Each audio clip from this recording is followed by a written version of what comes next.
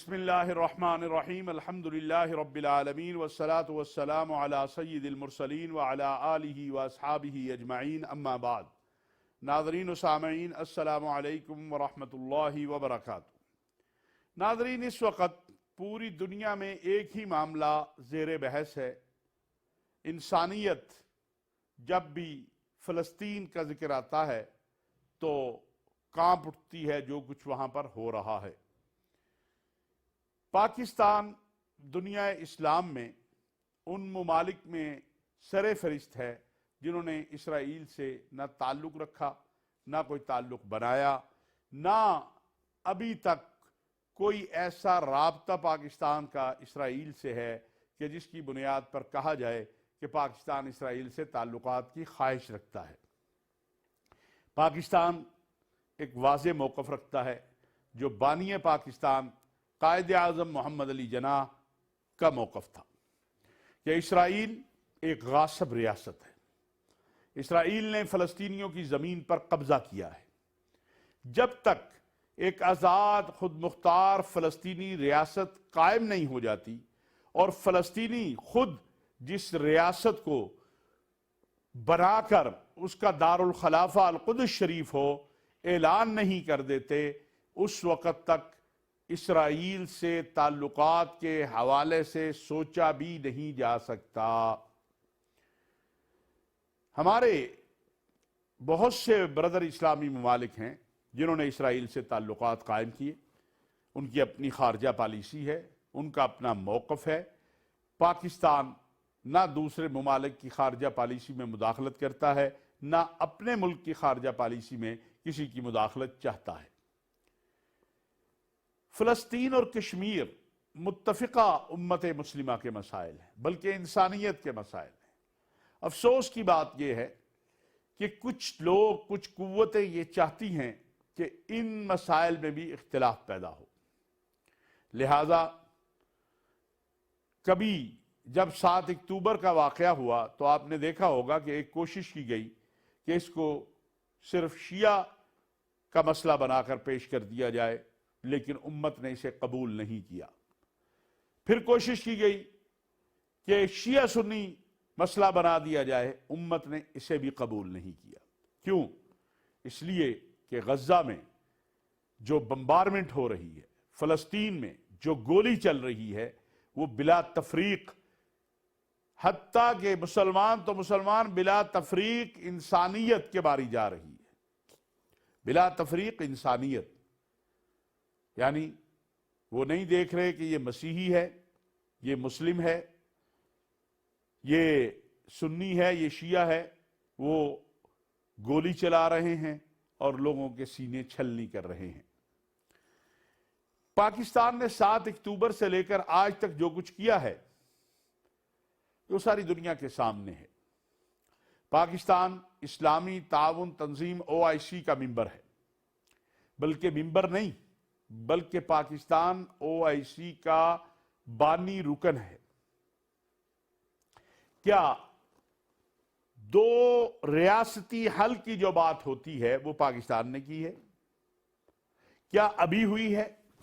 یہ وہ سوال ہے جو آج پاکستان کے اندر پوچھا جا رہا ہے۔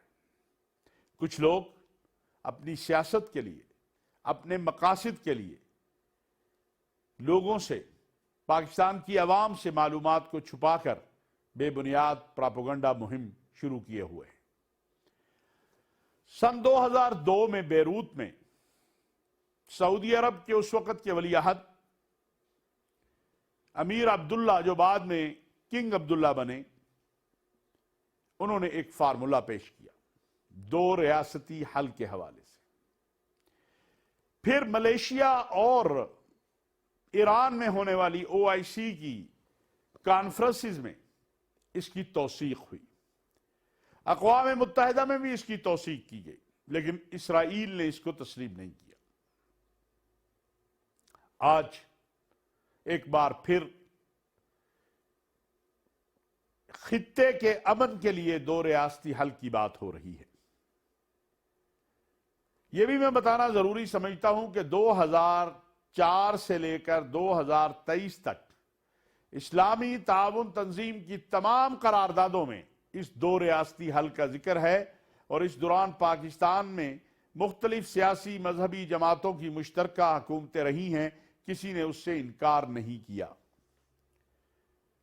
وزیر اعظم پاکستان جو اس وقت نگران وزیر اعظم ہیں ہمارے انوار الحق کاکڑ صاحب، انہوں نے اس حوالے سے جب گفتگو کی اور حقائق کو سامنے رکھتے ہوئے بات کی تو کچھ لوگوں نے یہ تاثر دینے کی کوشش کی کہ جیسے پاکستان نے فلسطین کے مسئلے پر اپنی پالیسی کو تبدیل کر لیا ہے۔ ایسا ہرگز نہیں ہے۔ آج اس وقت اس لمحے جب آپ مجھے دیکھ اور سن رہے ہیں، اس وقت تک پاکستان کا کوئی اسرائیل سے تعلق نہیں ہے، نہ ہمیں کوئی خواہش ہے۔ کیوں؟ اس لیے کہ ہم ایک غاصب کو، ایک قاتل کو، ایک بربریت کرنے والے کو ان لوگوں پر فوقیت نہیں دے سکتے یا ان کا برابر نہیں سمجھ سکتے جو قتل ہو رہے ہیں، جن کے بچے ذبح ہو رہے ہیں، جن کی عورتیں، جن کے بوڑھے نشانہ بن رہے ہیں، جن کی چھتیں چھین لی گئی ہیں اور وہ گھروں سے ٹینٹوں میں منتقل ہو گئے ہیں۔ پاکستان اپنے اصولی موقف کے ساتھ کھڑا ہے، اور وہ موقف یہی ہے کہ ایک آزاد خود مختار فلسطینی ریاست کا قیام جس کا دارالخلافہ القدس شریف ہو۔ یہ وقت نہیں ہے آپس کی لڑائیوں کا، یہ وقت نہیں ہے ایک دوسرے کے ساتھ سیاسی سکور سیٹل کرنے کا، یہ وقت ہے اتحاد کا، صرف مسلمانوں کا نہیں، پوری انسانیت کے اتحاد کا۔ آپ نے دیکھا کہ سلامتی کونسل میں بہت بڑی کامیابی تھی کہ 13 ممبر ایک طرف تھے، لیکن امریکہ نے ویٹو کر دیا۔ پاکستان کی وزارت خارجہ اس حوالے سے اپنا واضح موقف بیان کر چکی ہے۔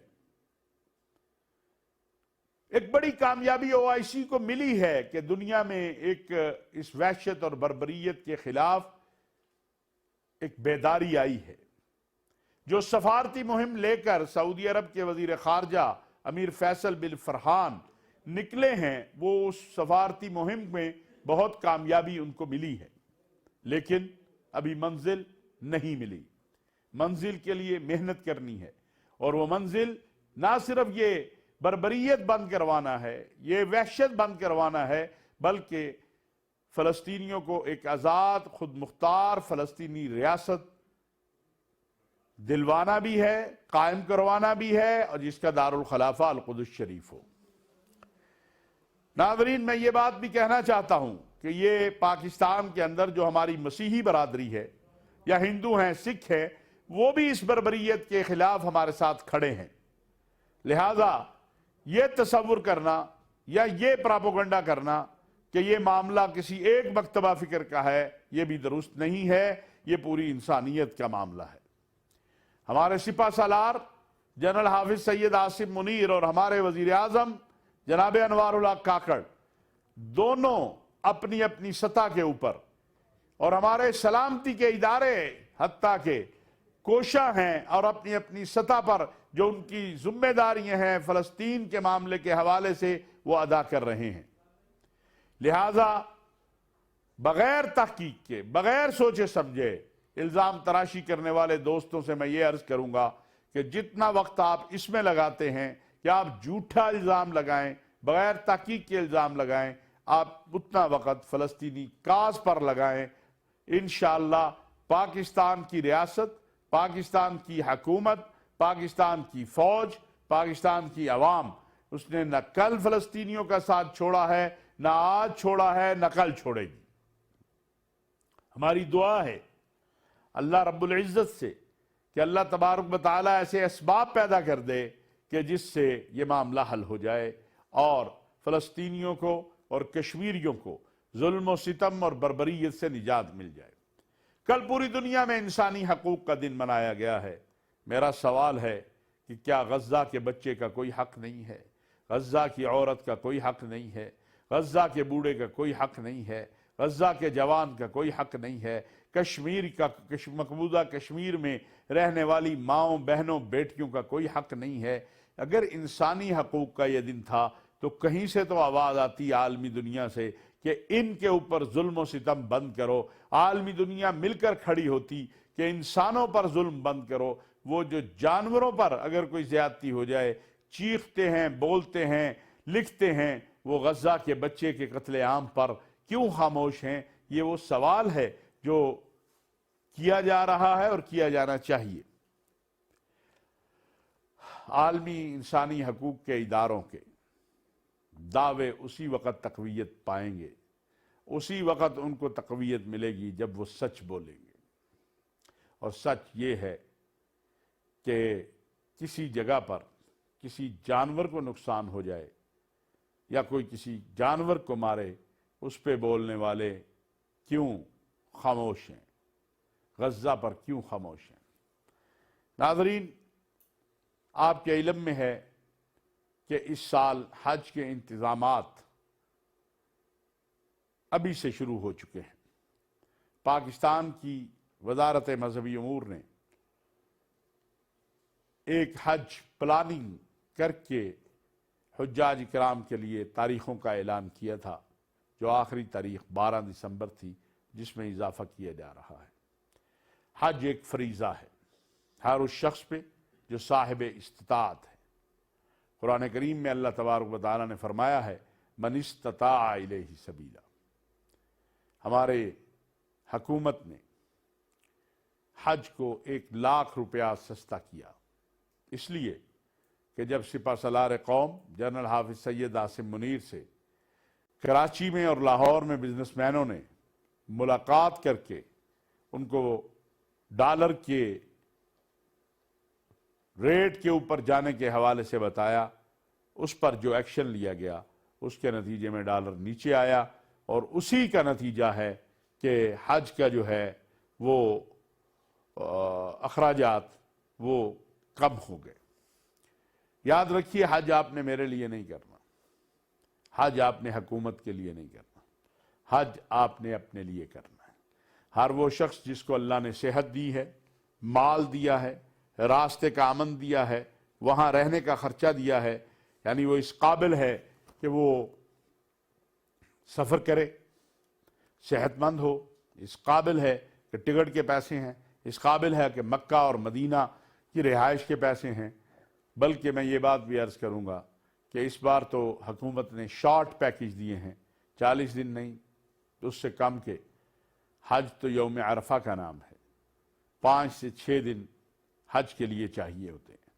ایک دن مدینہ منورہ کر لیں، 1 ہفتے میں حج ہو جاتا ہے. اگر اللہ نے قرآن میں کہا ہے من استطاع الیہ سبیلا، جس کو میں نے استطاعت دی، طاقت دی، وہ حج کے لیے آئے. ومن کفر، اور جس نے اس کے باوجود حج سے انکار کیا، فإن اللہ غنی عن العالمین، پھر اللہ غنی ہے، اللہ کو بھی اس کی ضرورت نہیں ہے. پرائیویٹ جو حج ہے اس حوالے سے بھی وزیر اعظم صاحب کی ہدایات پر وفاقی وزارت مذہبی امور اور وزیر مذہبی امور جناب انیق صاحب نے بہت محنت کی ہے. کوشش یہی ہے کہ اس سال کا حج بہت اعلیٰ ہو، شکایات کم ہوں، حجاج خوش ہوں. وہ اللہ کے مہمان ہیں، لہٰذا جن لوگوں پر حج فرض ہے وہ حج کے لیے اپنے آپ کو تیار کریں، انتظار نہ کریں، کیونکہ اللہ کا جو حکم ہے وہ بڑا واضح ہے. من استطاع الیہ سبیلا ومن کفر فإن اللہ غنی عن العالمین. اللہ ہمیں ان لوگوں میں بنا دے جو شکر کرنے والے ہوں، ان لوگوں میں نہ بنائے جو ناشکری کرنے والے ہوں. اللہ رب العزت ہم سب کے لیے حج ہمارا مقدر کر دے، ہمارے گناہوں کو معاف کر دے، اور امت مسلمہ پر اپنا کرم کرے. اہل فلسطین اور اہل کشمیر کی مدد فرمائے. اس وقت جو فلسطینیوں پر ظلم و ستم ہو رہا ہے، اللہ تبارک و تعالی غیب سے اسباب پیدا فرمائے، فرشتوں کو ان کی مدد کے لیے اتار دے تاکہ یہ ظلم و ستم کا بازار ختم ہو. وما علینا الا البلاغ المبین.